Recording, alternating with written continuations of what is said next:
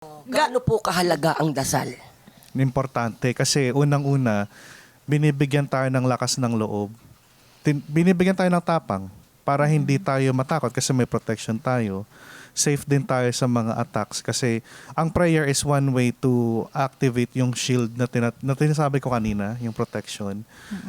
Ako personally, prayer ang isa sa way ko to create shield. So, yun, importante kasi meron ka ring guide. May guidance ka sa Holy Spirit, sa Diyos mo. Merong nakabantay sa'yo para hindi ka mapano. Yun yung importante doon.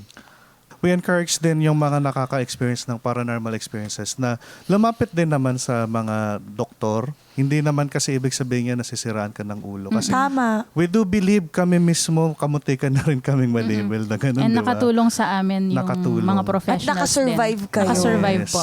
Yes. Palakpakan natin si Sir Tio and Ma'am Gabriela. Maraming salamat po. Dami pa namin gustong malaman.